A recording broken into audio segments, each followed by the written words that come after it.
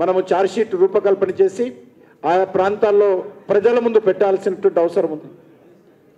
కాబట్టి ఈ రాష్ట్రంలో మనం చూస్తూ ఉన్నాం, తెలంగాణ ప్రజలు ఎంతో ఆరాటపడి పోరాటాలు చేసి తెచ్చినటువంటి తెలంగాణ, ఈ రాష్ట్రాన్ని పరిపాలించినటువంటి కేసీఆర్ గారు పూర్తిగా అది కుటుంబమయం చేయడం జరిగింది. మరి కేసీఆర్ పోవాలని, కుటుంబ పాలన పోవాలని, కేసీఆర్ అవినీతి పోవాలని మరి ప్రజలు ఆ రోజు సంవత్సరం క్రితం జరిగినటువంటి ఎన్నికల్లో కాంగ్రెస్ పార్టీకి ఓటేస్తే కాంగ్రెస్ పార్టీ కూడా ఏ మాత్రం మరి తేడా లేకుండా టీఆర్ఎస్ ఏ రకంగా పరిపాలన చేసిందో కాంగ్రెస్ పార్టీ కూడా అదే పరిపాలన చేస్తూ ఉంది. అదే రకమైనటువంటి అహంకారం, అదే రకమైనటువంటి నియంతృత్వం, అదే రకమైనటువంటి అవినీతి, అదే రకమైనటువంటి వైఫల్యాలు ఈరోజు ఈ రాష్ట్రంలో మనం చూస్తున్న విషయం మనం చూస్తూ ఉన్నాం. కాబట్టి ఈ రాష్ట్రంలో ఖచ్చితంగా రానున్న రోజుల్లో తెలంగాణ ప్రజలు భారతీయ జనతా పార్టీ వైపు చూస్తున్నటువంటి విషయాన్ని గత పార్లమెంట్ ఎన్నికల్లో మనం చూసాం. ఒక్క సీటు కూడా టీఆర్ఎస్ పార్టీ గెలవలేదు.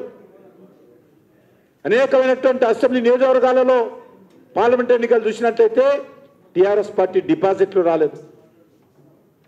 3 అసెంబ్లీ సీట్లలోనే పార్లమెంట్ ఎలక్షన్స్లో ఓటు చూసినట్లయితే టీఆర్ఎస్ పార్టీకి మెజార్టీ వచ్చింది. కాబట్టి ఈరోజు తెలంగాణ ప్రజల యొక్క ఆలోచన విధానం మనం అర్థం చేసుకోవాల్సిన అవసరం ఉంది. ఖచ్చితంగా ఈ రాష్ట్రంలో నరేంద్ర మోడీ గారి నాయకత్వంలో రానున్న రోజుల్లో భారతీయ జనతా పార్టీని ముందుకు తీసుకెళ్ళాలి. అన్ని రకాలుగా తెలంగాణ అభివృద్ధి కోసం నరేంద్ర మోడీ గారి నాయకత్వంలో ఖచ్చితంగా తెలంగాణ ప్రజలకు అండగా భారతీయ జనతా పార్టీ నిలబడుతుంది, కేంద్ర ప్రభుత్వం నిలబడుతుంది.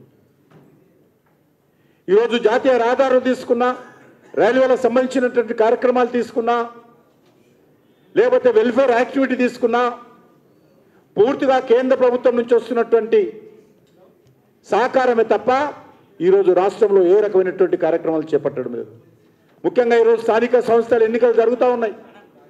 గ్రామ పంచాయతీలకు గతంలో పరిపాలన చేసినటువంటి టీఆర్ఎస్ పార్టీ ఒక్క రూపాయి కూడా ఏ రోజు ఇవ్వలేదు. మరి ఈరోజు సంవత్సరం పాటుగా అధికారం వెలగబెట్టినటువంటి రేవంత్ రెడ్డి కాంగ్రెస్ పార్టీ ప్రభుత్వం కూడా గ్రామ పంచాయతీలకు ₹1 ఇచ్చిన పాపాన పోలేదు. కేంద్ర ప్రభుత్వం నేరుగా 15th ప్లానింగ్ కమిషన్ ప్రకారం ఫైనాన్స్ కమిషన్ నివేదిక ఆధారంగా గ్రామ పంచాయతీ నిధులు ఇస్తున్నారే తప్ప కేంద్ర ప్రభుత్వం ఇచ్చేటువంటి మనరేగా ఆధ్వర్యంలో గ్రామాల్లో ఇంటర్నల్ లోడ్స్ కానీ ఇతరత్ర అభివృద్ధి కార్యక్రమాలు జరుగుతున్నాయి తప్ప రాష్ట్ర ప్రభుత్వం ₹1 కూడా ఇవ్వలేదు. అందుకే ఈరోజు ఈ రాష్ట్రంలో ఏ ఒక్క వర్గం కూడా సంతోషంగా లేదు. అది రైతాంగం కావచ్చు, మహిళలు కావచ్చు, నిరుద్యోగులు కావచ్చు, విద్యార్థులు కావచ్చు, అన్ని వర్గాల ప్రజలు కూడా ఈరోజు అసంతృప్తితో ఉన్నారు.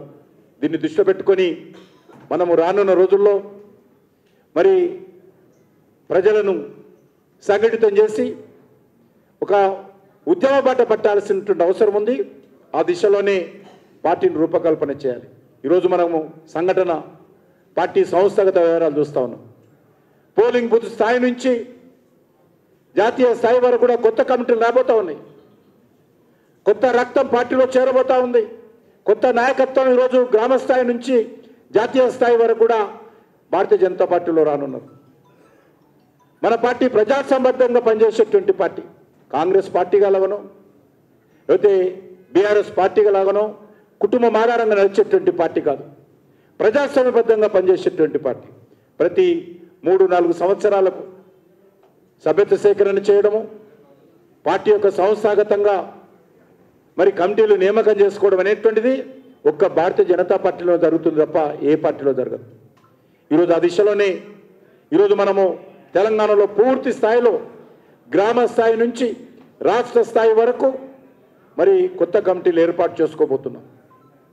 రానున్నటువంటి రాజకీయ పరిస్థితి దృష్టిలో పెట్టుకొని, తెలంగాణ భవిష్యత్తును దృష్టిలో పెట్టుకొని మంచి నాయకత్వము పోలింగ్ బూత్ స్థాయి నుంచి, మండల స్థాయి నుంచి, అసెంబ్లీ స్థాయి నుంచి, జిల్లా స్థాయి నుంచి, రాష్ట్ర స్థాయి వరకు కూడా మంచి నాయకత్వం వచ్చే విధంగా మనమందరం ప్రయత్నం చేయాల్సిన అవసరం.